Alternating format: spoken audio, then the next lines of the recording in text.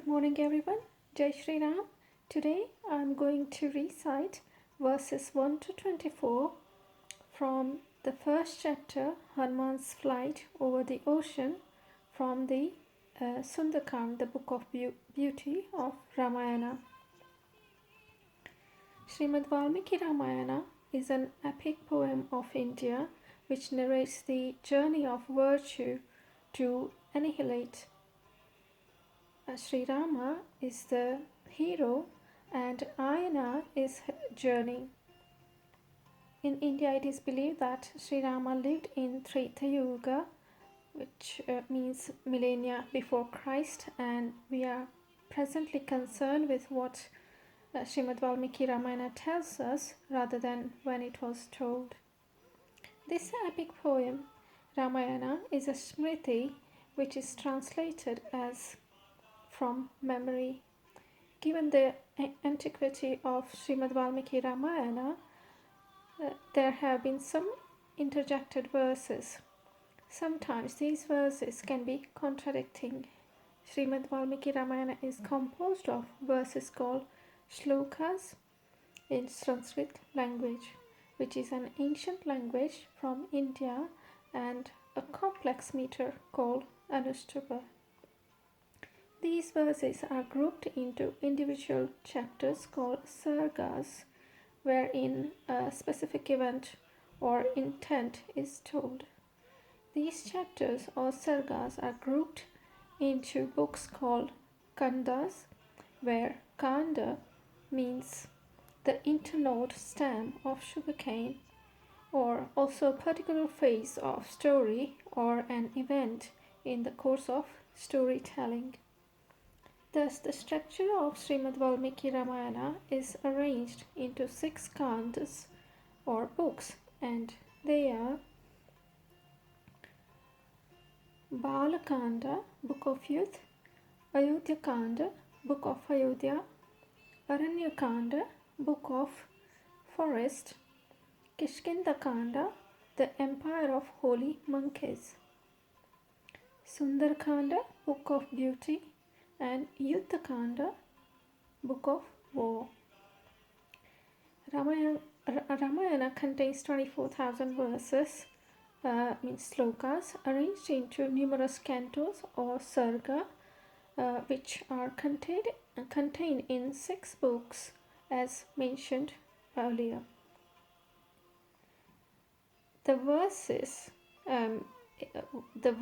which I'm going to recite in a minute, they are recited at the beginning of any auspicious task. It invokes the all-pervading God.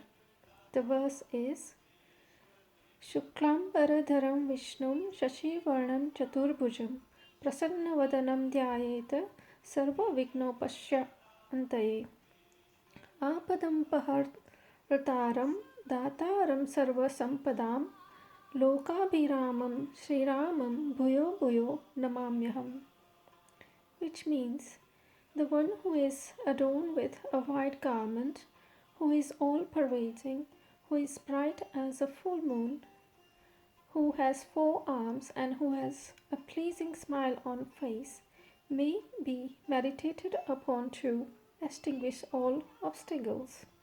I bow again and again to Sri Rama, who removes all obstacles, grants all wealth, and pleases all.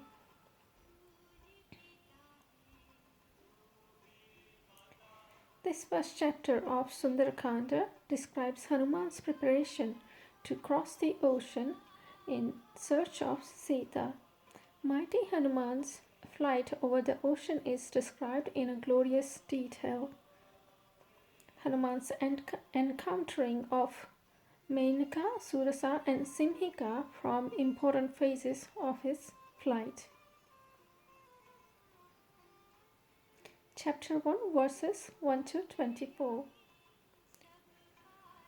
Tato Ravanitayaha Sitayaha Satrukadarshanah Iyesha Padamanveshtu Charana Charite Pathi Duskaram Pritidvanda Chikirshana Karmavanaraha Samudra ग्रशिरो ग्रीवो गवापतिर वाबमौ अथ वैडूर्य वर्णेषु सार्दलेषु महाबलः धीरः सलिलकल्पेषु विचार यथा सुखम् द्विजान वित्राशयन धीमानुरसा पादपान हर मृगाश्च सुबाहु निद्धं प्रवृत्त इव केसरी नीललोहितमा जित्थप्रभुपत्रवर्णे सीतासीतैः स्वभाववेतैः चैत्रार्धातुमेः समलं कृतं कामरूपीभिराविष्टं विश्रं सपरिच्छिदै यक्षकिन्नरगन्धर्व दैवकल्पश्च पन्नगेः स तस्य गिरिवर्णस्य तले नागवरायुते तिष्ठन् कपिवर स्रतहृदये नाग इवाबमौ सूर्याय महेन्द्राय पवनाय स्वयंभुवे भूतेष्वशास्त्रलिं कृत्वा चकार गुमिने मतिम् अञ्जलिं प्रामुख कृत्वा पयनामयोनयो ततो हि वृत्ते गन्तु दक्षिणो दक्षिणां दिशम् पल्लवप्रवरयिष्ठं पलवने कृतनिश्चयः ववृधे रामवृद्ध्यर्थं समुद्र इव पर्वशु निष्प्रमाणशरीरः सनलिलतईर्षं राणं ब्राह्मण्यं पिण्डमास चरणाभ्यां च पर्वतम् चचालितचलस्रापि मुहूर्तं कपिपीडितः तरुणां पुष्टिरग्राण सर्वपुष्पं शातयत् तेन पादमुक्तेन पुष्पोधेन सुगन्धिना सर्वतः संवृत्तशैल भ्रमो पुष्पमयो यथा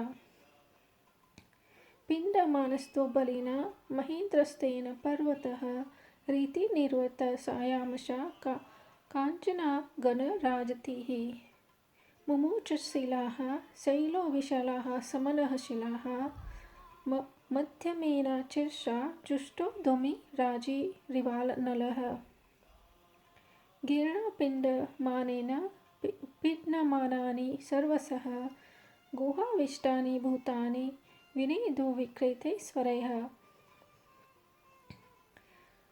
समहासत्त्वसन्नादः शैलपीडानिमित्तजः पृथ्वीरिपुरयामाश दिशश्रोपवनानि च शिरोभिः पृथ्वीभिः सर्पाव्यक्तस्व स्थितलक्षणैः वमन्तः पावकं दोरं ददं सुदर्शने शिलाः तास्तदा शर्विष्ठे द्रष्टाः कुपितैस्ते महर्षिला उज्ज्वलवल्लुपावकोपदिता विविदुषः सहस्रदा यानि चौषधः जालानि तस्मिन् जातानि पर्वते विघ्नान्यपि नागानं न शेकुः शमितुं विषमा विद्यतेह गिरिभूतैरिति मत्वा तपस्विनः त्रस्ता विद्याधरा अस्मत्स्मादो त्वेतु श्रीगणैः सह पानभूमिगतं हित्वा हेममानस्वभाजनं पात्राणि च महार्णानि करकाशं हिरण्यं यान् लेहानुचवचान् भक्ष्यान् मांसानि विविधानि च आर्षभाणि च चर्माणि खङ्गकाश कनकस्वरुण which means after that Hanumana, the destroyer of foes, desired to travel in the sky where celestials like Charanas tread to search for Sita, who was taken away by Ravana. Hanumana, who desired to perform a deed done by no one else, shone like a bow without any obstacles, with his stretched neck and raised head. After that, the mighty and courageous Hanumana roamed at ease on the lawns, with the hue of an emerald which looked like still water from a distance. The thoughtful Hanumana trailed like a rampant lion, making birds fear, uprooting trees by his breast, and also killing many animals. That great monkey Hanumana shone like an elephant in a lake, standing on the foot of that great mountain by the name of Mahendra, where many elephants of good breed resided, which was beautifully decorated with many naturally formed mineral rocks of varied hues like black, white, red, blue, yellow, and green, and which was surrounded by godly serpents and yakshas, kinnaras, gandharvas, who were capable of assuming desired form together with their families. He saluted with joined palms to the sun god, Lord Indra, god of wind, Lord Brahma, and Bhutas, and decided to leave. With all the Vanaras saying, Hanumana decided to fly, and like an ocean swelling on full moon days, grew for Rama's success. With a desire to cross the ocean, Hanumana grew his body immeasurably and pressed the mountain with his feet and hands. Thus tormented by Hanumana, that mountain shook for the instant and showered all the flowers and trees on it, covered all through by those fragrant flowers which fell down from the trees. That mountain shone like a mountain made of flowers. That mountain shed water like an elephant in water emitting red juice after being pressed by the mighty Hanumana.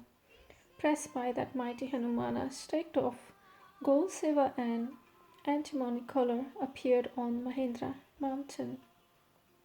Huge rocks of sulphur were also shot forth from that mountain, just as a fire burning with a medium flame would emit columns of smoke, being pressed on all sides by the mountain, which itself was being pressed by Hanumana. Creatures living in the caves of that mountain shrieked in horrifying tones. That loud noise from creatures which emanated because of stress caused to the mountain filled the earth and all four directions and forests near that mountain.